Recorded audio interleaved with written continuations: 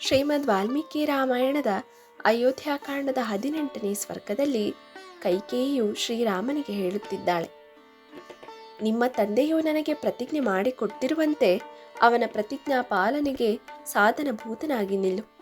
ಇದರ ಫಲವಾಗಿ ನೀನು 14 ವರ್ಷಗಳ ಕಾಲ ಅರಣ್ಯದಲ್ಲಿರಬೇಕು. ನಿನಗೋಸ್ಕರ ರಾಜನಿಂದ ಸಿದ್ಧ ಮಾಡಲ್ಪಟ್ಟಿರುವ ಅಭಿಷೇಕ ಸಾಮಗ್ರಿಗಳಿಂದಲೇ ಭರತನಿಗೆ ಪಟ್ಟಗಟ್ಟಬೇಕು.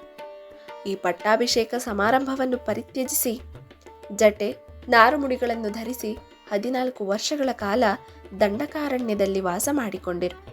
ಭರತನು ನಾನಾ ವಿಧವಾದ ರತ್ನಗಳಿಂದ ವ್ಯಾಪ್ತವಾಗಿರುವ ಅಶ್ವ ರಥ ಗಜಗಳಿಂದ ಸಮೃದ್ಧವಾಗಿರುವ ಕೋಸಲ ದೇಶದ ರಾಜಧಾನಿಯಾದ ಅಯೋಧ್ಯೆಯಲ್ಲಿದ್ದುಕೊಂಡು ಈ ಭೂಮಂಡಲವನ್ನು ಆಳಲಿ. ನಿನ್ನ ವಿಷಯದಲ್ಲಿ ಅತ್ಯಂತ ದಯಾಪರನಾಗಿರುವ ರಾಜನು ಈ ಕಾರಣದಿಂದಲೇ ಮಹಾಶೋಕದಿಂದ ಕ್ಲೇಶಗೊಂಡ ಮುಖವುಳ್ಳವನಾಗಿ ನಿನ್ನನ್ನು ನೋಡಲು ಕೂಡ ಅಸಮರ್ಥನಾಗಿದ್ದಾನೆ. ದಶರಥ ರಾಜನ ಈ ಮಾತನ್ನು ನಡೆಸಿಕೊಡು. ಮಹತ್ತರವಾದ ಸತ್ಯ ಪರಿಪಾಲನೆಯಿಂದ ರಾಜನನ್ನು ಉದ್ಧರಿಸು. ಇದರ ಪೂರ್ತಿ ವಿವರ ಇರೋ ವಿಡಿಯೋ ಡಿಸ್ಕ್ರಿಪ್ಷನ್ನಲ್ಲಿದೆ.